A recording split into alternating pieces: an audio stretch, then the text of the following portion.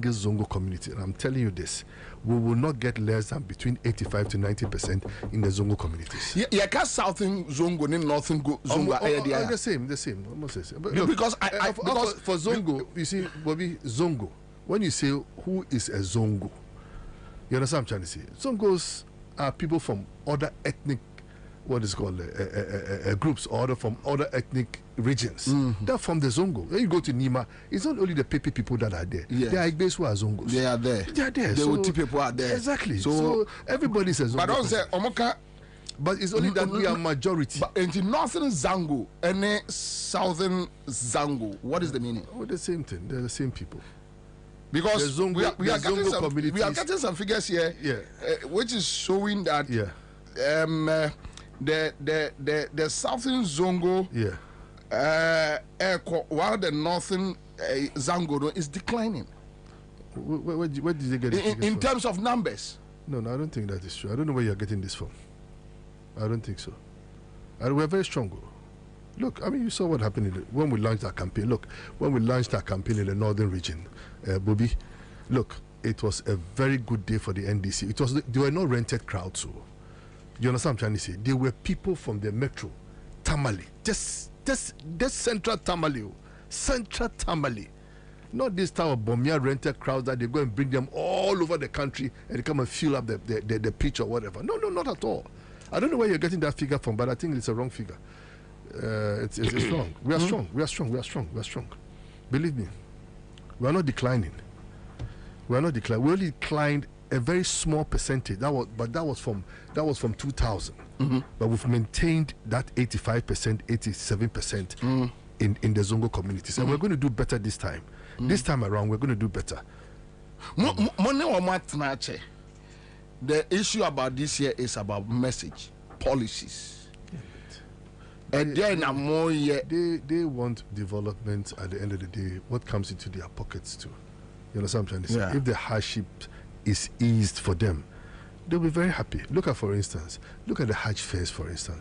75,000 Ghana cedis. Look, 75,000 Ghana cedis. 750 million. 750 million. Oh no, it's not true. I'm telling you, Bobie. Bobie, Hajj. Bobie, I've been an ambassador.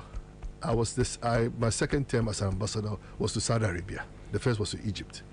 I know the cost. Do you understand what I'm trying to say? So when I looked at the figure, the 75 or 750 million Ghana cedi, I was shocked, because it should have been half the cost. I know what it takes. I know how much they pay for the accommodation, how much the airfares are charged, and all that kind of thing. That is one promise that GM made and said, when it comes to power, we will reduce the Hajj fares. Definitely will reduce the Hajj fares. And I'm saying this to Dr. Bamia. You are as a Muslim. GM said, when we come back to power, we will add up another Muslim holiday for the Muslim community, for the Muslim people of this great country of ours. You as the vice president, what have you done for the Muslim community? Zero. He hasn't done nothing. If you want to add up even a holiday for the Muslim community, you are in power. Why don't you do it? He should try and do it for them. At least it will go a long way for him. So for me, I say at the end of the day, whether MPP likes it or not, the Zongo community, whether they have their Fulani second lady or not or whatever, it wouldn't work. Look, the Fulanis, look, them eyes shine now. It's not like the Fulanis those days. So they know what is wrong, they know what is right. Believe me, those they are businessmen. Oh yes, they'll surprise her. I'm telling you. Samira should be shocked of her life. Even here in her own ethnic group, she'll be shocked of her life that she will lose those strongholds. I'm telling you this. I know what I'm talking about. We've been there with, communicated with them. We're in touch with them and all that kind of thing. 24/7. We'll win the Zongo communities. Take my word. Sure. Oh, banker to banker. Sure. I am telling you. Merci about back live at Accra 100.5 Citizen Show. We are here Wednesday afternoon.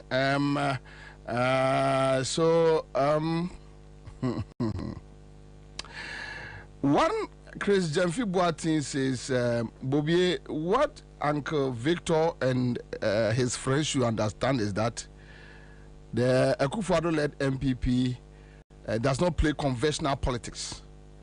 They are very bloody wicked and will use all arsenals to win the election. Okay, so this is coming from a concern citizen. Vivian Upon is watching us live. It says, all right, Bobie, Ansah and your crew. Kudos, thank you. Another listener says, look, we don't want to listen to any NDC member who go out there and calm down the youth. No. There's the time to ginger us. Kudos to Uncle Victor.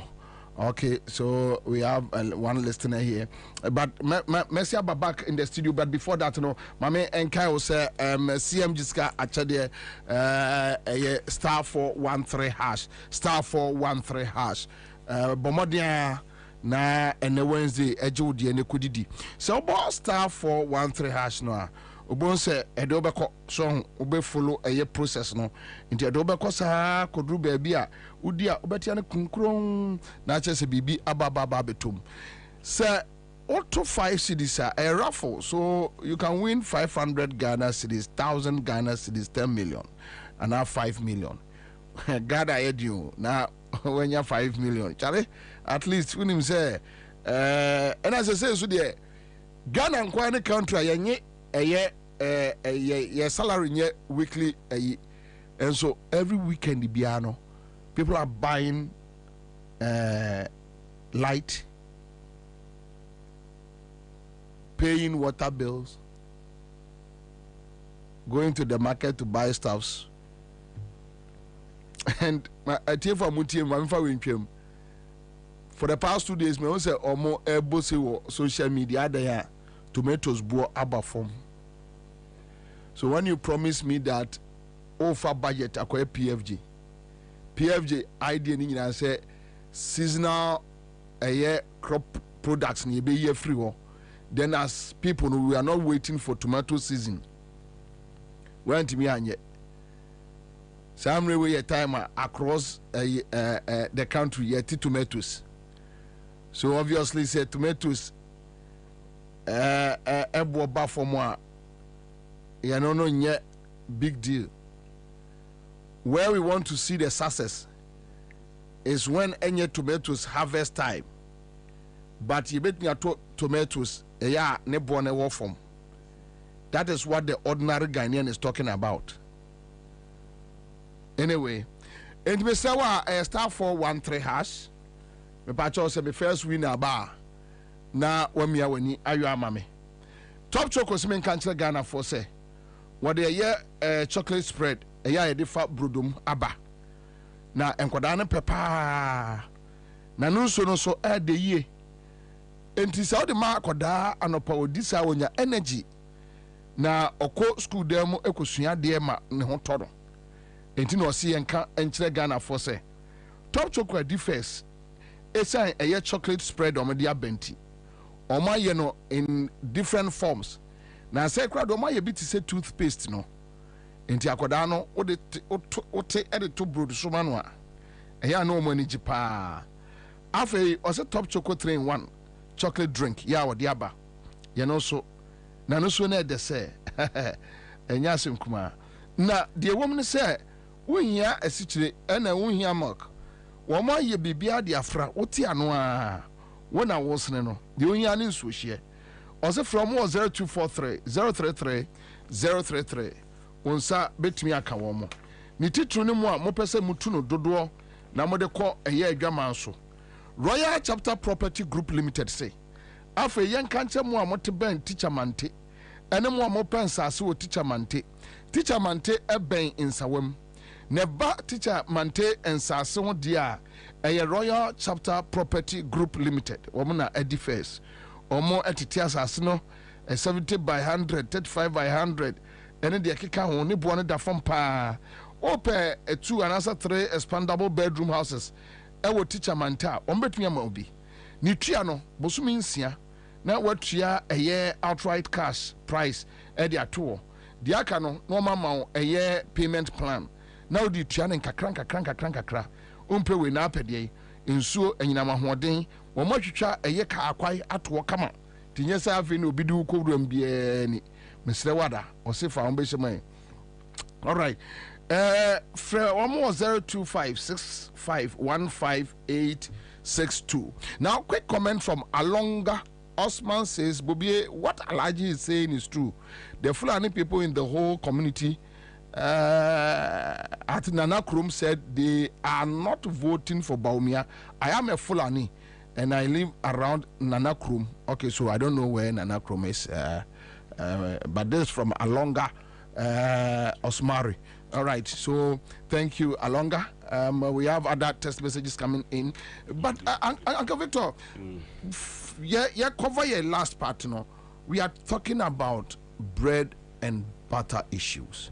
JM, any more money, you send Chamobe lunch mo manifesto, but Cecia Hotre ya Ghana ni and a team CCA.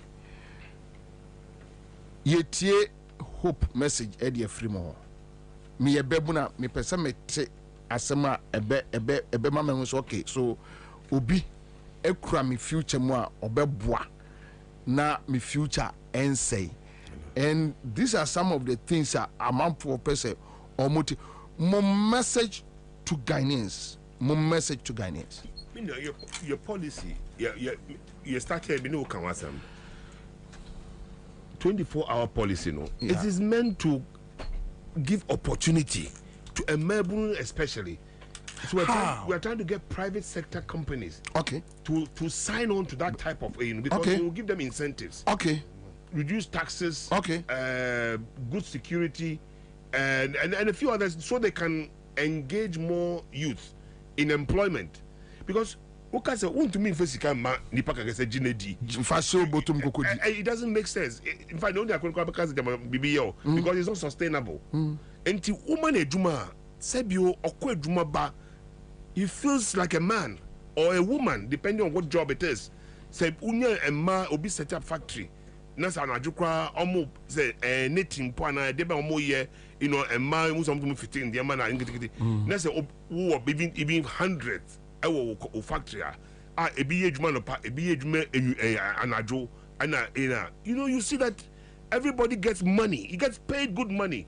Enti okofia na ho odi aba utie say wo proprietors on tia car anka we join kwa won ye ni ye they do say because why a week but when you pays you well now that 24-hour you know aha nkofo omo be je omo de deba on the buy no me bodin is omo don go Independence Square no mobile phone debi napco omo de cast omo de bring any so they don't think through. These people, I tell you something. What they say, they don't think through things.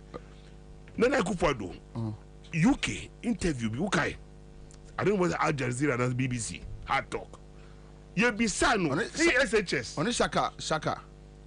Hard talk, Shaka. You be sano about SHS. Yeah, they call Shaka. Yeah. They think you just throw things into the they don't think through it. Is it doable? And Yebisa will say, okay, Nipa he didn't even know how many people. He would catch the won't put a budget showing numbers and how doable it is now. Yebisa said, Sikahi was a one country and go for Ghana for first. He was running away from the issue. Who your president wet your sorter and now a leader hoping to become a president at the time. You should have been clear. Who calls our interview and say your flagship policy right now, go and interview John Mahama about 24-hour economy. He knows it is his flagship policy. And I'm Ghana for TUC for I did the and it makes sense. If you give me a job, I won't bother you again. See, I know Nipa WhatsApp messages. Send me Momo. They made cry a case. You saw me here on the phone. I was sending money to people. Right now. Little monies, yes. 20 but you see, umo bin koda wa komso. Uye badrimba, uye nyamisronia. Nasa unye bisa say, enemi ndidi ya. I say unya humo bromano. You should do something. Me borrow skakwa me that ball for ende, but it doesn't mean I can do it all the time. Damn. So if I give you a job, it makes sense. And I'll tell you a classic case. When I was in Czech Republic, one guy he sent a message that me no umbra Czech Republic. No, I had young camera for her. Me ambassador. Also, but so be do over no over here. My be we pe kwa Germany. Let me say that I don't do things like that. In any case, what are you doing? How do you survive? I say no, or yeah, snail farm. But in the man, let me say no. I know what I'll do. So I call Maslock. Say Mumwasa assume a way, mommy. You have a small loan. No much know how to do the thing properly. Me say up to today, Nipakunda Masi. Wamba Abrocheno, Nifama Ekese. When you ska. Oh my she. Because this is exactly what you tell the people. Give them a job, private sector. And that is the hope we are giving to the youth of Ghana. Then you can say be more football pitch and scabber the ball. What can just no. Give me a job. Say me 100% me bobola. Park na dey obako, but to give you a job, ukoye money e twa okaye, ukofie, waba oya koma, wo mbako school, uba yare what to draw, wonko patch out, they be a cap in hand, begging people to give you money. It is going on, it is worse now under this administration. They may be a man for bisa. Don't the figures are very horrible.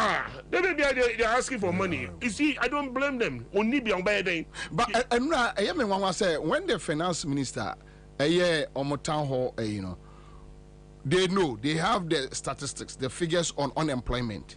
He touched on inflation.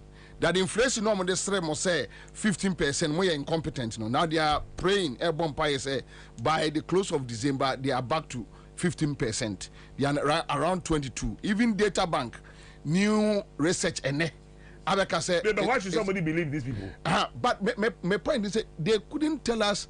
Say finance minister and can't say you make me reduce youth unemployment to this level. He cannot. And he cannot. Where these people they've lied their way to power and hang on to this moment. Ghanaians should wake up to that one. That these are not trustworthy people, especially their leader. Dr. Bawumia had never knew, sir, Papa no looking like an angel. To me, in summer and muscle. Who say it's not doable. So don't promise what it cannot happen. John Mahama can't just me bar with the exchange rate number fee 16 about 4. He has never said that to anybody. Then you almost didn't trouble say or Kokan or Bolga say obey another region. I don't know whether you heard it. Also call Bokunaba. Yeah. Today he explained it. I never said that to the man. Obisai, let me catch you and say there are processes, constitutional processes. Yes. That you have to go through. Yes. Not quite. At the end of the day, they said that a committee and everything. They can shoot it down. Until just on the petition back from penny for what Sakro say, and then you put the processes in place. He never said that. Meanwhile, the maniacs at Jubilee House. Oma Trobibi, Amaya publicly said, John Mahama said about Bama region.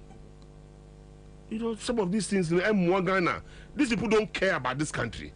Vice President Bawumia, may no panka, may a hero, may jai a Juman, may Yabu, Mamukopem candidate. How? Obey me. Well, it's up to him. I mean, in a developed country, people quit. And what going to say? You just walk. Why? Can you force the issue? No. But he thinks he owes it to Nana Akufo-Addo. Say honor or handpick whether let's say Oforiatta no introduce you. Now why your vice president? Why force the issue no why your vice president? And to just say he's just trying to hang on. But it will not work. It will not work. If they have diabolical plans in America and you munjai. Because you are ready. Ghana Fire ready. Ghana Fire ready. Uncle Victor Smith, Ambassador Victor Smith. Alaji, Ansah na bekono. So we are talking about jobs. Then the state security. Yenim say NDC ye ejuma. What is the assurance? Look, Bobie, the assurance is just as simple as this. If the NDC, if they say they love John Dramani Mahama or the people of this country, whether you are an NDC member or not, go out there on the 7th December 2024 and vote massively for John Dramani Mahama. If they don't, then this country will go into shambles, will be finished totally. As you know, this country is completely bankrupt. Do you know that? Just a good cry. I say a poto. I can't even say a potom. Poto. Ya bata ke ya ruby. How someone will say ya ruby come on money. Ya bata cry, Bobie. I'm telling you. That's why I'm telling our folks, our NDC people. Look, Ghanaians will not forgive us if we don't win this election. It's a must win. Oh yes, we know that. I am telling you, and I'm saying it live here on Accra FM, that Ghanaians will not forgive us if we don't win this election. It's a must-win election, and we need to put and close those gaps. Like I said earlier, I thought someone him. No, your name. Okay. Your name. We are doing it for Ghana, not for NDC. Not for NDC. Okay. You understand what I'm trying to say? No. We need to shine our eyes. We need to be very extremely vigilant on the D-Day. Okay. It's the D-Day that will give us the victory. I'm telling you the truth. If we are able, like I said earlier, I said the 20 times the number of what? Police stations, match them to the coalition center. We'll get the results for John Dramani Mahama at the end of the day. We'll win. I'm telling you the truth. Wallahi tallahi. We will match these people boot by boot in every single police station across the country. Of our Ashanti region, I don't want to tell you what plans we have for Ashanti region because that will arm them, but we'll surprise them. The figures that they think that they were going to get in Ashanti region last time, 1.7 million, they'll be shocked. Let the D-Day come. Like I said earlier, and my brother Victor said, we've learned our lessons. We've gone through our, what is it called, the drawing board, and we're going to correct our mistakes in the past and make sure that victory comes on our way come December 7, 2024. It's a must-win election. But there's no excuse. There is no excuse that we're going to give. It's a must-win elections. So we are ready. We are ready to assist and to help whoever, especially John Dramani Mahama to be president come December 7th. That's my take. We are ready. Baby, I am a day our conversation when you say Ghanaians will never forgive exactly you guys. Exactly. In fact, some of us will never forgive you guys. Exactly. Because I've been consistent with Akufo-Addo's behavior. I know. From 2008, me free Hello FM big drag cry. The first day I saw him, something just told me that this guy is coming to destroy this country. From Asempa FM, even my colleagues anti-Maseda, and I kept on telling them at multimedia that look, there is something coming. Too much, and we should do everything to stop it. We should. Ebinom feel say Didier Keke. Recently, Madame Vakushia me say, hey Bobie, even NDC went to opposition still. No, I'm saying no. The issue is not about the NDC. The issue is that even say NDC Gukurana, my thinking about Akufo-Addo will never change. Because I believe he deliberately decided to come and destroy this country. Oh yeah, it is. Inti, the Amokacha Tronona, yes, say, do us a favor. More decisions last hour here. Yeah, they debate me on the D-Day, decisions ni free momon sem. Se momo anye choboya. Me watch the nyame na metumi ababe choboyi. And se mudi ehwama yentimi mfa nchemo da. SIC Abu because of who? Because of Ofureta. Why? Enterprise insurance Afabibia. That's taking everything. No, my mouth just 3 minutes. Explain to us. No, what is the issue? SIC is collapsed. What is the issue? Everywhere you go, even the government institution, they'll tell you go and insure your insurance through enterprise insurance. Meanwhile, look at before how SIC was performing. Most of the government institutions. So look at the government vehicles. Go to Ministry of Health and all that kind of thing. They've insured them enterprise insurance, not SIC. So we need more of enterprise insurance. That's operator.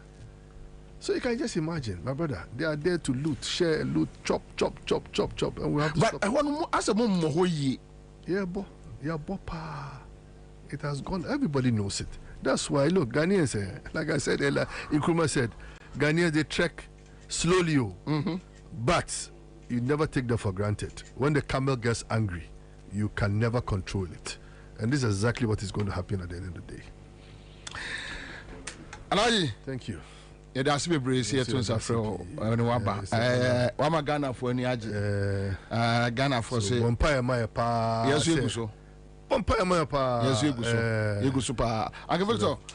Yeah, that's be brace. Ghana for some damase. And no mujidi say. Young woman Yate. Young woman Yate. I think we should really rescue Ghana. Forget about no, it's not NDC again. It's rescue Ghana. Thank God for that document should tell us volumes. Yeah. And so I'm almost saying, look, I want president to come out again and defend the paper, or bring a Gabi or anybody to come and defend document. You know, say it is a good document that will help Ghana. You should come and tell us after you've implemented everything in that document. What do you want? It doesn't make sense, you know. And the president knows it. He knows it that Martin said Jerry Rawlings took it to him. Yeah. Thank you. Nyamin Samopa. Thank you. And money abon komo. Yeda must be brave. Me pacho mon fama tell me do you into Ansah mame and yes we have it. We have it here. We have it here. Pacho mon fatu Ansah mame na. Corruption. We also the president, the mother serpent of corruption. But I'll finish it. Yes, but wouldn't be okay. So this is Marty Amidu's quote. Yeah, war ne articles. One of his articles. One of our friend epistles. So this is the quote, and I quote from Martin Amidu. Quote: I gave copies of the Ejapa report and other matters related to corruption and the Akufo-Addo government to Chairman Rawlings. He promised talking over it with the president and get back. He called me a week after and said he spoke to the president and that they are discussing the way forward. Rawlings said the president was not happy. I discussed or gave copies of the report to him, but I shouldn't worry about that. Another week later, Rawlings is a dead man. If the man I confided in has died, what am I to do alone in the swarm of corrupt beasts? I have resigned, unquote. And this one is coming from Martin Amidu. So sad. Can you imagine? So they brought Ghana so low, man. People can even refer to government or president as beasts. They brought it upon themselves. But I mean, so I do Ansah Nwako. Amakuba said something similar to this, and let me show you. Ansah Nwako free studio. Sure. Amakuba mentioned Akufo-Addo Bawumia government. Also, Oma movie from a cabal to criminal gang. Yeah, they have become a criminal. They have become a criminal gang. It's like a criminal organization, and they are perpetuating organized crime, and even their party member who is yes, Dr. Makuba. In fact, he's one of the founding members, and he's so worried. And on the TV3 and have interview. Please quickly, may production crew help me and do this. Ansah and Penifoyam Omuso. Sorry, Ako. And when you have your own party founder, but if NDC is successful, it's a Ghana day. So please, I'll remove some of the politics out of it. I know what has happened. We know that the very government that is supposed to hold this country together has become not just a Ponzi scheme, a criminal organization. Bebrea, Edi Enimui. May they live to see the greatness of their great grandsons and daughters. Say Uninia and Abehu, great grandson. Okay, so this is Abba Blacko on our platform, and a birthday, and our Blacko birthday, and so maybe we should well, sir. Yeah. Say Obinini no Abehu, Nema enananum. Yeah. Enye nenananum, Nemanananum. Nema enananum. That's beautiful. That's beautiful. Me pese nyame moano na omani nyi. Na baby a so odibe shem bia no na obetimi afre asofo na sese de so metimi ehira so. Yeah. Me awe. Se ne Nyankopon etimi ama menya ne ngosira ibi metimi hu. Metimi ehira so nti. Metimi hu. Baby abasia bia ne ase. Baby abasia bia yabasia. Ese no akaye Coming to Kwabena. Yeah. I had you. And you didn't mention me. Yeah, right. But let's go back to business. So you had your two great friends. Yes, I mean, Baba Mamin Chetie for na memo abaso. Na memo eranum yenu Alhaji Sinari and Victor Smith, Comrade Victor Smith. Na memo mumi yenu so abaso papa. I was very enthused when I heard them speak. Yebe nyina na yeti omo. And Kwabena enya bad say yebe edi omo nsem omo kan nyina be ye adwuma ma fa aba wo omo nsem ni bebre mu and eboa ma efomfo a sebio yedi wona wodi kan na chi no emeitimi ehu the direction proper. It gives us the direction properly because and somewhere ebia etire ya adwen yanama yebusa yen ebia NDC betimi SCP esita sa insemisa na ya abribia amanfo de ba yabobo ano no emamuda ho. And I think say these are things it should be very regular, especially after very few months ama yakoto abe no I will say omuma na ye regular na enye ebia a one night stand say bia omaba na omoko na they should be very regular and connect with the people as and when, and it also help if they are able to also touch base with the many branches across the country. Sometimes and yet you think I mean we should be able to visit constituencies, for example our advocacy that we should let Mpenifu or Motenka Hebia go back to their base or bases and then get the public or the community in their bases, also know say they are with them. And yes, omonko na akwaye kontankura sebi omoko ewo form ho. Ntino many aje pa na ewie nwumre titu the aspect omo Ansah ya say is NDC able to protect the ballot. Kwabena unim say often times and Kabiya say a man for ama I say NDC bia omunye boneda ena omuwo hui na Kwabena ayana mihu bibi say entesu kokko ewo bi anum but ayana omu jai no matifufu na me no have been one of their critics in the past Kwabena sebi ye kase obi NDC ni a adwe ba metrimu first and so to training they have done well trying to better their image in society. Say ye boy NDC we find more nice cities be than we used to know the NDC is no. But Kwabena as nice character na me fedo do amana broso ade bia so dodo say adepa I say obi a say bi openam na sorry a wa we na ma we ahwe adako yem kra betim ntino omudi mpa no eyama aye say omo yasne nyankopon kra wodi mpagiem anu ntino yebe sere se omo enkan hu se omo ye nipa ntino se so esesa be ye Paul no ne nanso bi de eden a na bodam for kra bodam kra na se omdam ne tikwa kakrom ni hwehwehwan kwala de.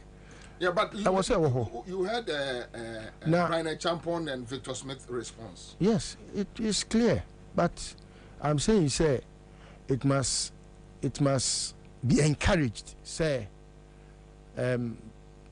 positive defiance. The papa. And yes, I can to anthem because let's resist the oppressor's rule. Resistance is the most important factor in anything that rears its head as oppression. What I say? And until many aji enumere because until this time, you know, I quite to say, Omada. Into no, more form, they are trying to mobilize themselves. But yes, but it doesn't look like as a penny for crying to support you any. But when him say grassroots for here power nature and penny for no. Yes. And until no. I'm on my form, how do you form order that? Pabra, Emrebi, na many will be din como. Now, we catch any say, Samia Ukutu, Mofose, or party for say, woman from the Yanton. Yeah. Agabra, Adebi, Yaton, no bones on yadding, tie ya to ya. Ubi cretu, yeah, then Croboashim, I agrabashim. So be create you now the type bona kwam with me Johnny to Johnny. You know, nobody has monopoly over violence. So same way acquire asema maka ka. Where you so nipa so say oh wo muntimi nye da bi. Fa show trim say obetimi aye. Don't ever tell Akufo-Addo say ontimi and me say obeman kofo akodi ewu. No, fashion trim say Akufo-Addo betime di ewu. Enti en target wo mo apart from asoja for ne police for na Akufo-Addo be sumo omo say omo nkodi bone no. A omo ye target no. The most important target e Akufo-Addo ba womia. Brian Champon no omo ye ministers na omo akeka ensemhunu no.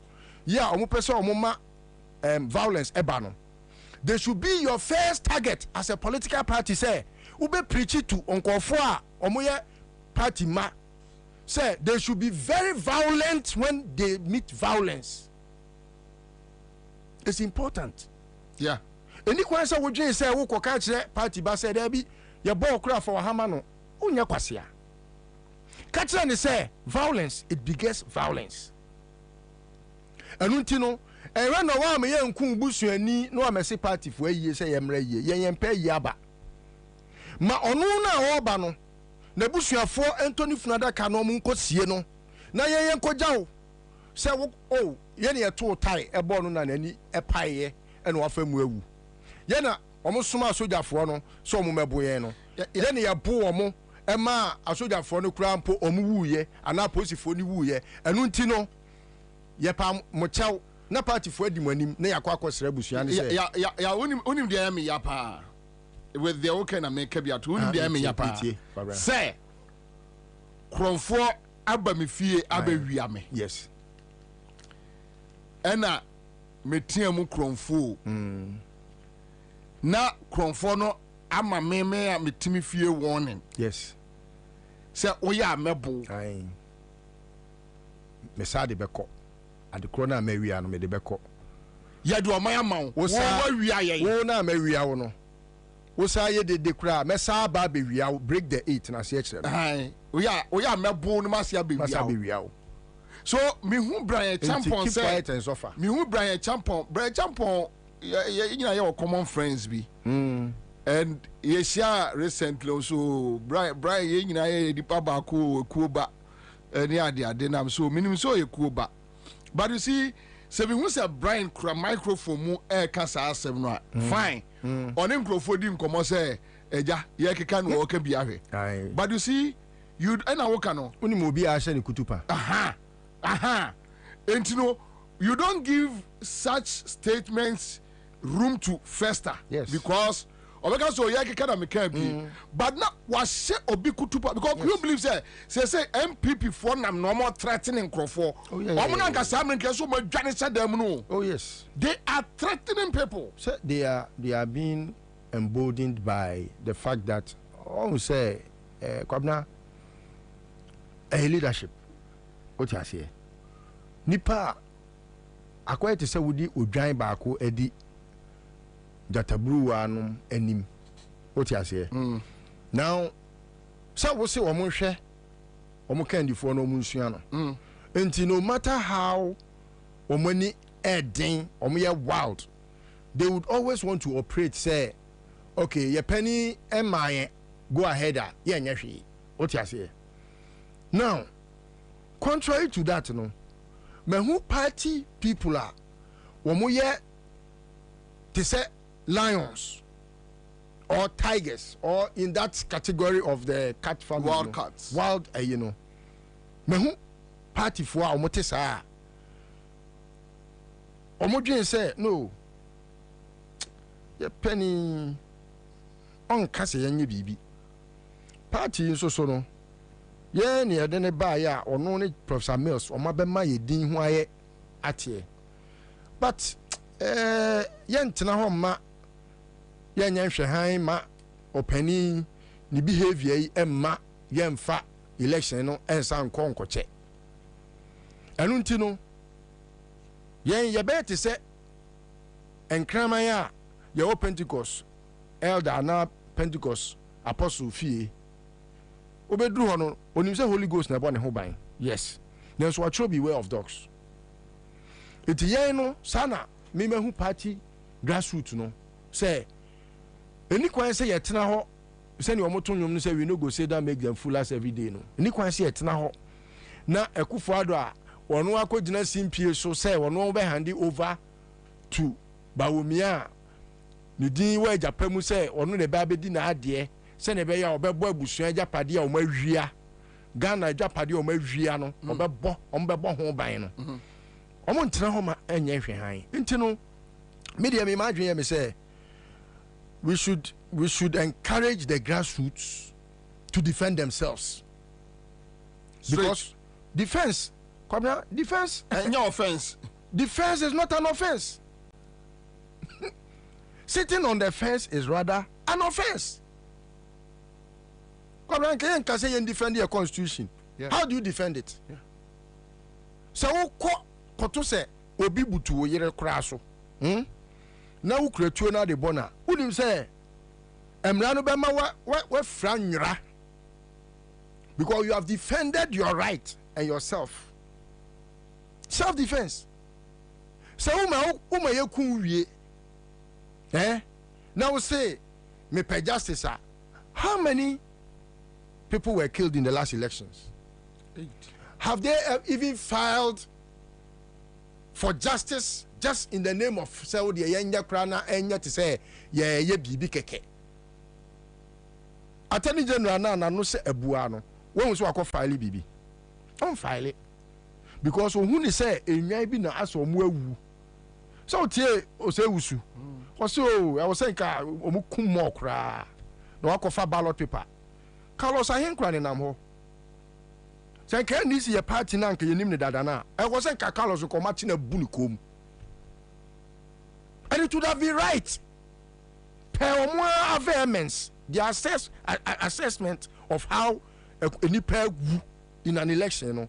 Obi etimi asesa ballot paper e wo parliament o cameras ni so dia se nanum e dia se ni dodom amene e wo se ke ebu ni kom ni ekoyi paper no e be kan nenka by now nka wono ko aprokra nenka obi bebusa e ho asem a nenka PP for e bebusa nenka this for aka chro mo say oh Carlos wey ni hu be na hia e chen nipa nwotwe o mawu no including openfo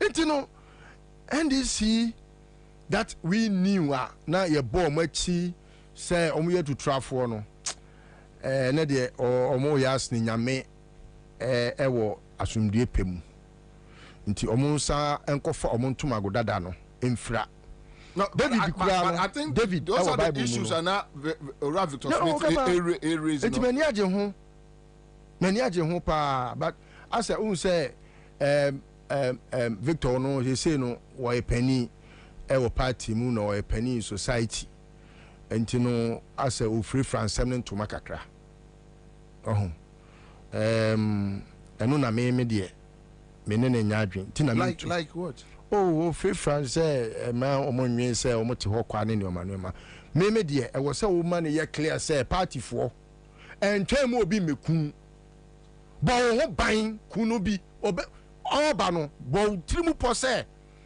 o ma mesen nko emekun nko tai yeton tai yeton ne bo nya den e wo say otimi de ye adwuma obi kura tu obeku obi wo 30 man eje me sa kosa ko ntimi ni MP ne da wa we ni Christopher Bayere so wa so den wo so ya no adwane akotra brochire besene ko ye campaign kromfo ne se ye pew wo so ya no akotra brochire na me call law school law school no community for no de nti omoto abama o ka se ko ye lawyer Ansah no wa beto abama up a post position etu mpa MP no na op position na waje ato na obi fofra befa na o de ko me problem na because ma teje me sa ko say wo ko we ni so krono kra sa tete apansam krono tete apansam ni so ni fa so bia enso akum nipa miensa e de abedi MP first lo usu de akọ so hwe obi te say your friend is saying akwai duka wawe on the 5th count duka had lost me boom aketema me bank na me sabeti say duka win ade a win with 111 votes obia na odi animu by over 29,000 votes in 2016 elections no 29,000 votes after they were MP because he was able to rig with a margin of 111 votes Kwesikado Kitan Professor Professor Kwabena Madam for your friend is saying Ayesu Professor Dr. Med you say okay doctor there also can you say oh medical doctor oh we need Jogate even court to crown pass am ne kwa odi bem entino Kwabena the Ghanaian is very discerning but we should be encouraged say it's not an offense to defend yourself, neither is it an offense to say sebi obe can't say when say resistance is the key and your vigilance keke ka vigilance okay my vigilant and I may share about one so anu kwa keke no and was say who so say defending yourself no it is only in the belly of being resistant. What yana na a large scenario no mo ka say be omuntu me bo amane say ye di abawe atoa dabi na wo mo twen wo mo oh yes but me twen wo ne maboa me ho ense oh and I make us say, can you be a what say, Obabome? I don't say, may chow. And I, there be catcher say, my boy, me home, may chow. So, Babome, me empower chow, me say, not too, Uncle for may chow. And that is the resistance. It's good. It's very important. And that's the resistance. It's a key factor. Maybe because, where? I could follow maybe yaw, my position is that, yeah, Kotwaba. Obi bia ni wa se MPP ni bo wa so jai no man ko emane nko emane mbo mpo oye se obebo na no watwa ne nsa se obi see akwase no soldier atare police atare because you see we are encouraging people to defend themselves because we kum nipa 8 so the tendency so be kum 20 is high the tendency so be Rollins so say we ku judge for miensa yes ento e wudi nipa miensa eti akwa akosi Supreme Court anim ho welcome 8 enu nti entantie wo wiase nyina ne headquarters Ghana is the headquarters of injustice Ghana mami ya omuyi na saying have you seen her tendencies say a whole chief justice to make us me chief justice me person offer judge we promote to amuba Supreme Court. Is that in your right? And she is now usurping powers that she doesn't have. All because one enkofo di edem nkomo ya boy Akufo-Addo di bone dodo se wa pack court no enti se de ma na nya wo recommendation na nya te se nya Akufo-Addo na de ne peye enti yetunefo we ye futuo efiri Akufo-Addo trim etire we si nipa konso na wono so no a why lawyer ne ma me tua school fees enya Akufo-Addo ne tuaye no na wono so akoye judge fo nyina penny wo Ghana ha no na wono so se yo Akufo-Addo sanse wo na wo ka ewo mu nti no me so ma fa nam de aye adwuma enti se yekokum nipa ne na wo maame wo papa a wo tifie a wadwen ye wo se Akufo-Addo ku nipa kra de nba court no nipa nwotwe wo ma fa wo man court hwe se and ade si otachiman na say asoja for na kotu tuo everything is captured on camera asoja for penifo se bepem na omunim kofo krom yes ade no because engrofo no se police atare bepem ne omunim police force omunim kofo kro asoja for so omunim kofo kro enti minu abetena ho no ma obi abeku abraye nim nipa kro wabra tai ne boy dey you see nana that is why anya tai krampo a sabi say yes banu so ne bia se kromofo mema pass ye kan ye ho abomu a which I can ever defeat ya ntina me na large scenario ya adwene say SNDC it me map out a strategy. It's important that every polling station would need less than 500,000 men on the grounds. Every polling station 500,000 strategy 200 strategy be na chen say otu aba gina ho na twen ne kan aba that's it obi anyina ho that's it emre bia no esi obi kwan say me anyina ho and what they should do they said they should encourage them obi anyina ho aba ni wie so emra se returning officer they say ya kan aba na wie fata da ho faade ne fam da ho na obi ahu de obi anya aye e wo polling station fa fam da ho wan fam da ne ho a mesramo moma ni nsu mate na mo resist oppressors rule resistance no is an important where that was obi a de adwuma mamen komra mamen national communication officer for NDC honorable Samuel Jamfie ni nkomomra mini akwaba that's the bro Bobie pacho boko de boko so nya boko minim ye follow mo nkomodie ni kakra na ubiebie ensem bi so efa ekwaye a aban wei ni titru ni Franka Tufu a odi eya amayoko MPP animu ekwaye a omo na omo busua ede yen enam so me pacho minim se mre no so obetumi abobọ so kakra bia mu na omo ntimi anfolo no ate asemkra raise your friend the moment of truth. Sure. Bobie, asem ni titia. Enne Ghana ni a wotie ne ni bia ne ni bia dan fese. O mai no enye mankoyi. Ye bre pa. En me ka se ye bra. E Ghana fu nyina na ye bre. Aje se nipa kakre bia omenya ban boni mu adodode no ma pa mu ho anya mo ho ato mo omo na didi ame a ye bre na omo ntibi but Ghana ni bia uye adwuma na wunye adwuma na ukudwom oba akofoma utua school fees one me be ya agen se ne omani mu aye ben o ton aye nto ofia ye tua adwuma bi wo sitani ho na mpempi no okoka NPP for Russia Ukraine or corona say sanse ni na no Bobie ye hudu radase no kwasem pa ne se ade ba ko a amampuntu ma boye te se de don so aba akoko anda Akufo-Addo ne ba woni amamgo ni wi na dia ho kire e dia benidi abeto yen so no eye capacity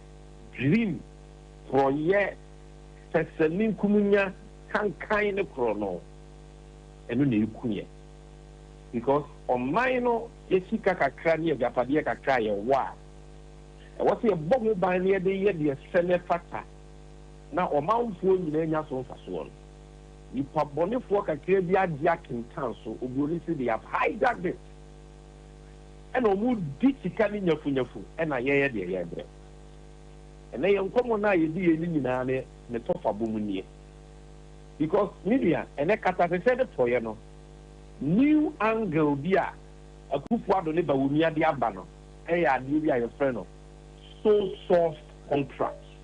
Okay. Answer as of mine is here in ISA be dwumadi bia emra da ho.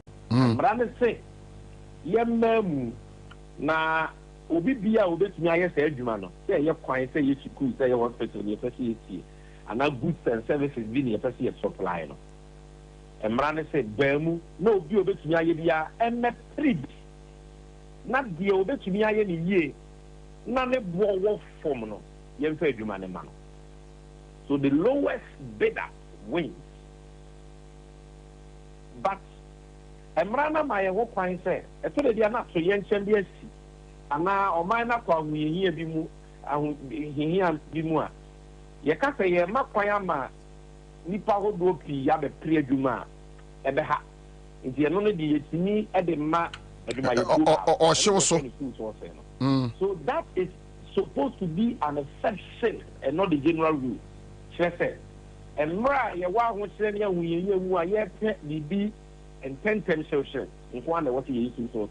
That's what Section 40 of the Public Procurement Law says. MPP for position put your man can say the matter to you. Debbie. But when me and your Kwabena was about cry and say so sourcing the a chrono.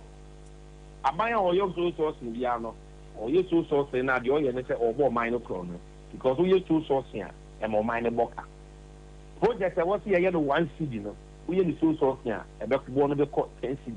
Into a overpriced. The donation a inflated. And that is why Akufo-Addo tweeted and said the era of soul sourcing will come to an end under him. And that is why Bawumia said Mahama was overpricing contracts through soul sourcing on over became or by 2017. Or Katsira Baimun Penny for say, Mamun Koyo so sourcing. Was also your first conference 2018 said, so sourcing for what you almost say, and they have fulfilled it, or maybe your mobile so sourcing with him. Almost the truck Katsira Ghana for so sourcing, any other thing, you know, almost say a whole ministry after ya, or maybe money procurement. Yeah. And you do two sourcing. Yeah. I will be a young conqueror. Contract a kesia that's a new year and who sika eye ukika bomu 280 million cedis sika no 2.18 trillion contract we nyina no Bawumia e de ama ni nua e de ni nua yere company me pacho o contract makoma say enu. Wow. Time a Sunyane airport. Bobie, what was Sunyane airport that? Yeah. The Sunyane airport. One bro swap. But when we are the amount on any new company, Resource Assets Limited, and what can quite yes, you are more 52.25 million things. It is kind of 525 billion. Then on why an airport was. Airport so you my and on one casa new one and the documents number 120 meters of asphalt runway and yet 30 meters wide.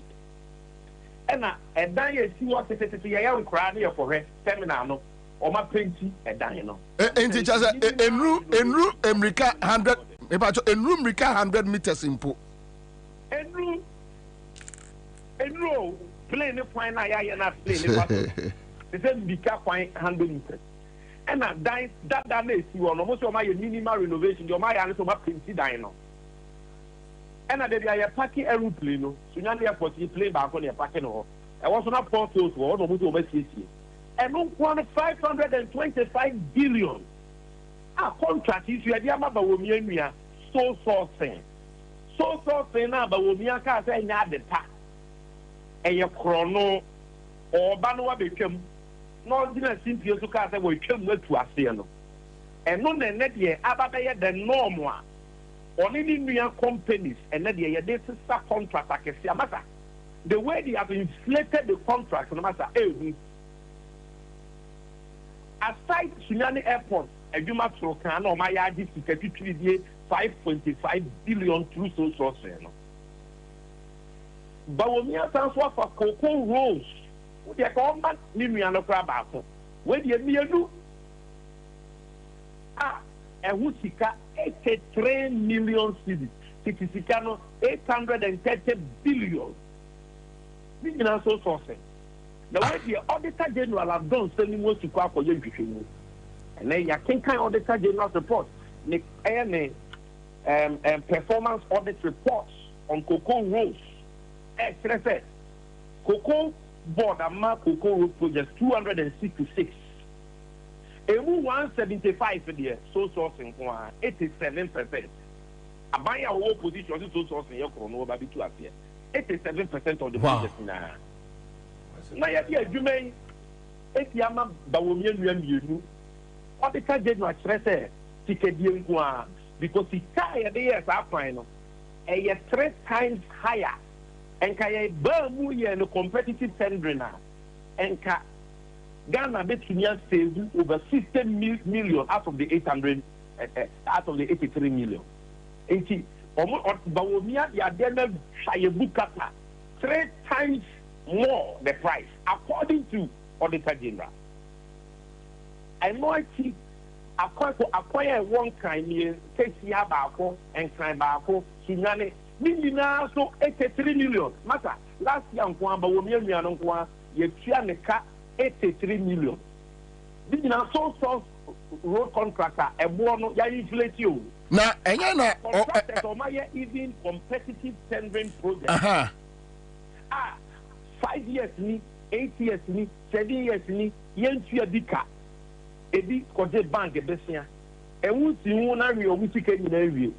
Ebi afa when your stroke wu ebi anya moja bro so wu adwendwinti because Bawumia Yakufu adutua contractor tika. E ho na nka meba say eye dan na omo so omo ni sika etua contractors kana Bawumia nua de omunya sika more than 80 million Ghana cedis etua. In 1 year 83 million payment. Ejuma no so kwa na ejuma papa bia wo. So source contractor ye dey born main chrono. Cocoa Rose to the MI. Airport to the MI. Why abusia ba kwa dey? Eti awon ayo ma be say o ye fufu adone you for the penny abusia sie nkwana tete mo ye japade akonfo mo boy chrono no masa ba wo mi o ye later we sua ejuma kwa chen ne masa driver. From our born, a good one of the energy, new Kiswa. If you know your campaign, or to check the Canada from Tiasia, yes, you can free. I know we are what the fun and not why no digitalization not insane. But this is just part one. And the person party here they said, this is why we are suffering. Because all the time General said, Sika, Cocoa Road project, and 83 million. Yet you are mother when you're in we could have done it 3 times cheaper. Because the company they say 600 billion OTV no matter. The Juma Kibit Nebiama and the Bulun my boy Nebia. The contractors are Kibit make your work America Abaku. When Yama Park, you let me say in Naya, I'll be Snaba for my Jaffa. I can't trade Mahama and a Libya every year, Colonel Samuya. And Kadiana Bawamiaka, and Ibrahim Mahama, Mamma, or no fan of CDA. Or you should expertise at your shape or dog, river in 1 mile. No, so you and you Fagana or Yama, you 3 months or yes. When Yanni easy cry, when Yanni easy cry, when Yanni easy. Now, what you are grabbing every project the Abawani every project and all the projects so sources, all the projects insulated. Why wouldn't we suffer? Because we are sending the talk of Bumu and on Mate, Honorable Mdasi Moni Ajuma. All right, so thank you. Live on 100.5. But back to the studio. Listen, so this is the situation. A home komo any gusua yedi. Say, baby on my neck kakonosi answer. Then you have Baumia a brother. And I think say what boss asking we should say. And you one as I gold for oil. Oh yes, yes. And you one. And also another one. Different. Ninia bako. Gold for oil no. And away Abraham way. That's different. omoye emema be se enum na oba baako oba ne ko wi asada sa oba no oye cousin de ko wi asada oye ne cousin tricycles no yes oye ne cousin for kura asua wi oh now you cannot qualify to be close when you are not a thief ni nua baako ba omia na nkasa ni nua pani just because oni wo mo nya adwen ti no me say na say Kwabena, this is public ekomu ja ne kura ma na wu just because oni wo mo nya adwen so omo nya bone no komu ja na ma na wu it's serious. I can't, the details are just a kakranka meyaka but komu jana manewu. He is more criminal than the Kufuado. Bawumia. He is more criminal. You know how criminals behave. Look, I'll use Kenoforiata. Many people don't know say Kenoforiata or addict. They don't know. Yeah. Obia nim say Kenoforiata has even held anything, even alcohol. They don't believe it. People, do you see how he behaves? He is able to believe, say, and the best person that described him, the best description, Minua Adongo Ekayeno. Adongo cited, yes, the Piccadilly thief. No, Bonyum, always make sure you use the Bible as your face, but behind the mask, no, is the criminality or the criminal himself. Is the personal or nuna or Jane how to make sure so reput the nation off. Everything they have done in the Ejapa book, no, Ejapa document, no. Kenoforiata knows about it. He is the one who edited together with the Kufuado. I'm gonna edit here. Everything in that book, no, no, they make you sure say, oh, you're very mean, except to say he's very cunning. He knows how to win your soul. And to say, oh yeah, Christopher Becker say, oh Papa, wait there, or Brennan was say, or be anyone more we are see way more, or you're criminal. Now, or be portraying who say on your criminal, or be man the tendencies, I be a religious personality, religious for Becker attack, no. Ono we can say waka quotation you know.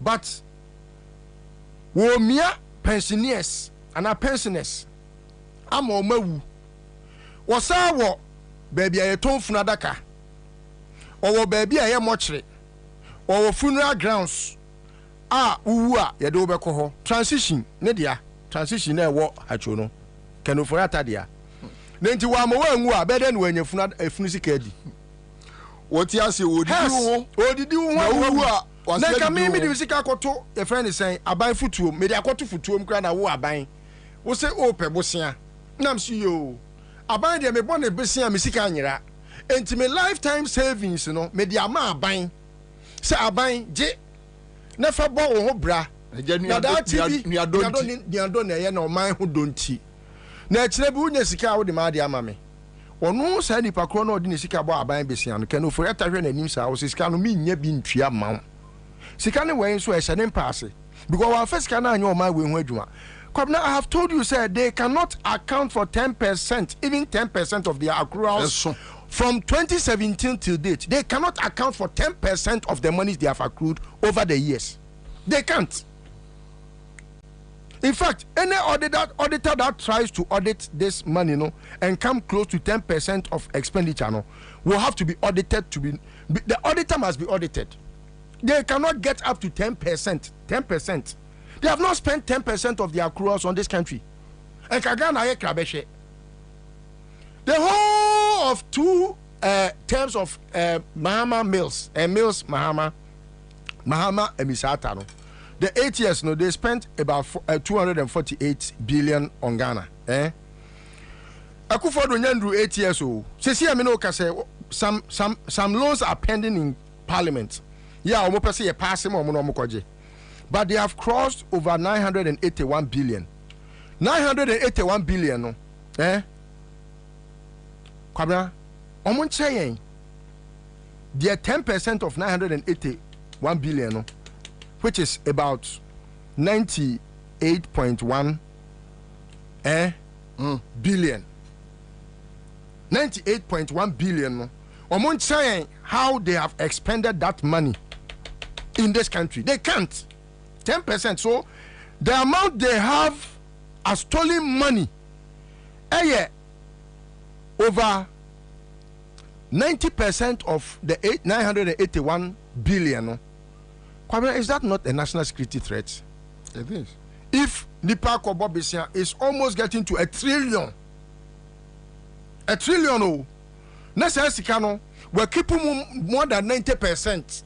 Now, for the 10%, other because Kwabena, the whole free SHS now wiring for almost 8 years no is about 7 billion. A 27 billion is the flagship program, is the most expensive programmer Akufo-Addo aye e Ghana. Yeah. Which is about 7 billion Ghana cedis.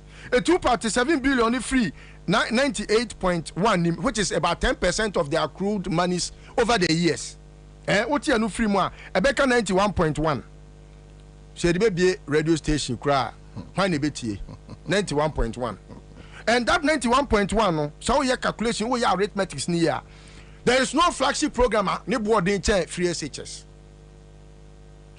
What are their flagship programs? Is it Plenty for Food and Jobs? Is it government communication? Because they made government communication as part of their flagship programs. So what is it that is part? Ni mua. And untombe timi I make accounts ebetimi adru 91.1 billion. And even with that, Kwabena, they cannot tell us. So where is the rest of